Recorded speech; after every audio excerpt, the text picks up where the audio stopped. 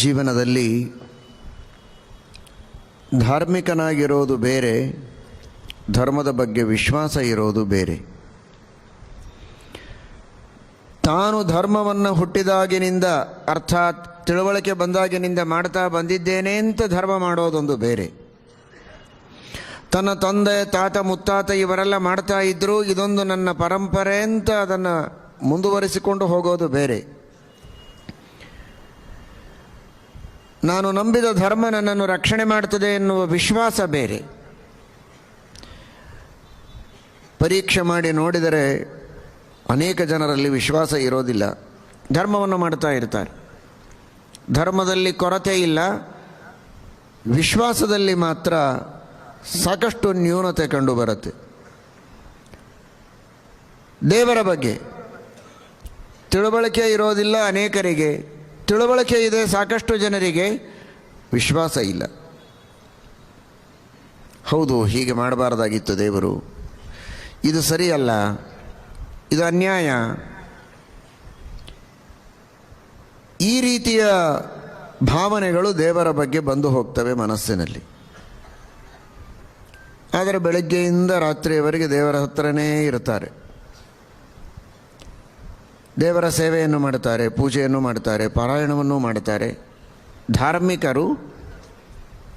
ಆದರೆ ಕೆಲವು ಸಮಸ್ಯೆಗಳು ಶಂಕೆಗಳು ಬಂದಾಗ ಗೊಂದಲ ಮಾಡಿಕೊಳ್ತಾರೆ. ಇದು ಪರಿಪೂರ್ಣ ಮಟ್ಟದ ಧಾರ್ಮಿಕತೆ ಅಂತ ಅನಿಸೋದಿಲ್ಲ. ಧಾರ್ಮಿಕತೆ ಪರಿಪೂರ್ಣ ಮಟ್ಟದ್ದಲ್ಲ ಅನ್ನುವ ಕಾರಣಕ್ಕಾಗಿಯೇ ಫಲ ಪರಿಪೂರ್ಣವಾಗಿ ಅವರಿಗೆ ಸಿಗೋದಿಲ್ಲ. ಯಾರು ಧರ್ಮ ಮಾಡಿಲ್ಲ, ಧರ್ಮವನ್ನು ನಿಂದೆ ಮಾಡ್ತಾರೆ, ಅಧರ್ಮವನ್ನು ಮಾಡ್ತಾರೆ, ಅವರೇ ಬಹಳ ಸುಖವಾಗಿದ್ದಾರಲ್ಲ. ಧರ್ಮ ಮಾಡದವರಿಗೇನೆ ಸುಖ ಇದೆ, ಶ್ರೀಮಂತಿಕೆ ಇದೆ, ಅಧಿಕಾರ ಇದೆ.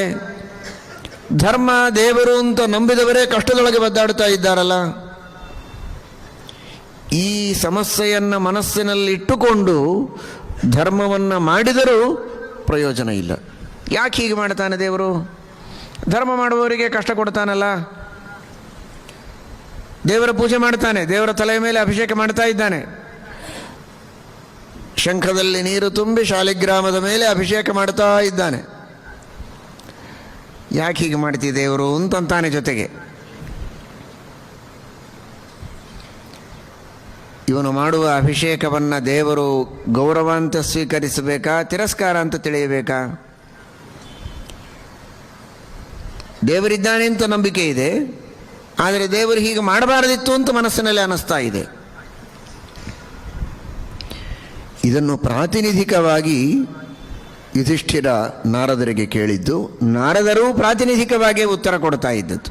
ಯುಧಿಷ್ಠಿರನಿಗೆ ಮಾತ್ರ ಅಲ್ಲ, ಸಕಲ ಸಜ್ಜನರ ಮನಸ್ಸಿನಲ್ಲಿ ಬರುವ ಪ್ರಶ್ನೆಗೆ ನಾರದರು ಉತ್ತರ ಕೊಡುವುದಕ್ಕೆ ಬಂದದ್ದಲ್ಲಿ.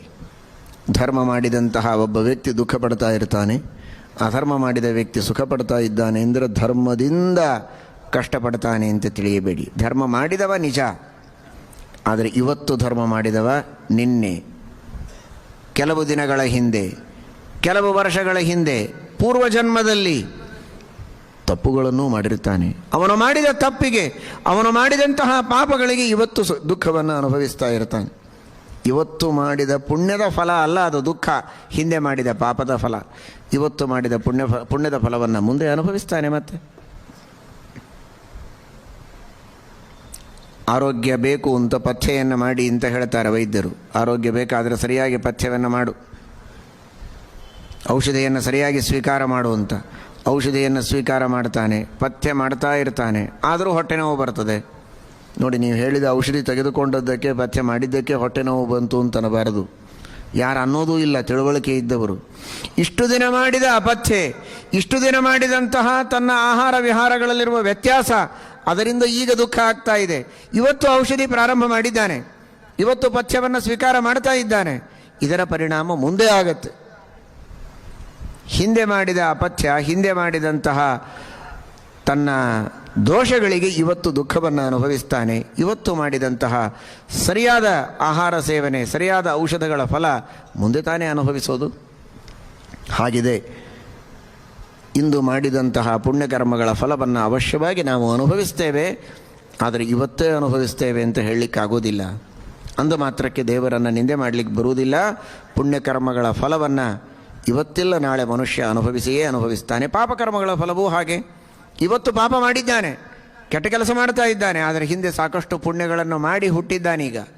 ಆ ಪುಣ್ಯಗಳ ಫಲವನ್ನು ದೇವರಿಗೆ ಕೊಡಬೇಕಾಗಿದೆ. ಅವನು ಸಹಸ್ರಾಕ್ಷ ಅನ್ನೋದಕ್ಕೆ ಪುಣ್ಯವನ್ನೂ ನೋಡಬೇಕಾಗತ್ತೆ, ಪಾಪವನ್ನು ಮಾತ್ರ ನೋಡೋ ಹಾಗಿಲ್ಲ. ಯಾವ ಯಾವ ಕಾಲಕ್ಕೆ ಯಾವ ಯಾವ ಕರ್ಮಗಳ ಫಲವನ್ನು ಕೊಡಬೇಕು ಇದು ಭಗವಂತನಿಗೆ ಗೊತ್ತು. ಆ ಕಾಲಕ್ಕೆ ಪುಣ್ಯ ಪಾಪಗಳ ಫಲವನ್ನು ಕೊಡ್ತಾ ಹೋಗ್ತಾನೆ. ನಮಗೆ ಗೊತ್ತಾಗೋದಿಲ್ಲ. ಪುಣ್ಯ ಮಾಡಿದ ಕೂಡಲೇ ದುಃಖ ಅನುಭವಿಸಿದರೆ ಪುಣ್ಯದಕ್ಕಾಗಿಯೇ ದುಃಖ ಕೊಟ್ಟ ಅಂತ ತಿಳಿತೇವೆ.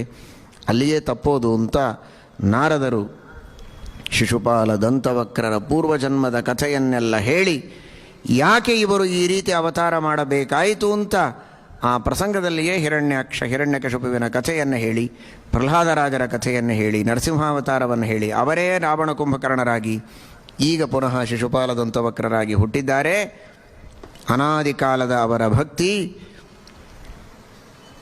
ಅಖಂಡವಾಗಿ ಮಾಡಿದ ಭಗವಂತನ ಸೇವೆ, ಅದರ ಫಲವಾಗಿ ದೇವರು ಈಗ ಅವನಿಗೆ ಸದ್ಗತಿಯನ್ನು ಕೊಟ್ಟದ್ದು ಅಂತ ಈ ರೀತಿಯಾಗಿ ದೇವರ ಬಗ್ಗೆ ಬಂದ ತಪ್ಪು ತಿಳುವಳಿಕೆಯನ್ನು ಪರಿಹರಿಸಿ ಅವರ ಮನಸ್ಸಿನಲ್ಲಿ ಭಕ್ತಿ ದೃಢವಾಗಿ ಉಳಿಯುವಂತೆ ಮಾಡಿ ಯುಧಿಷ್ಠಿರನ ಮೂಲಕ ನಮ್ಮೆಲ್ಲರ ಮನಸ್ಸಿನಲ್ಲಿರುವ ಶಂಕೆಯನ್ನು ಪರಿಹಾರ ಮಾಡಿ ನಾರದರು ದೊಡ್ಡ ಅನುಗ್ರಹವನ್ನು ಮಾಡಿದ್ದಾರೆ, ದೊಡ್ಡ ಉಪಕಾರವನ್ನು ಮಾಡಿದ್ದಾರೆ.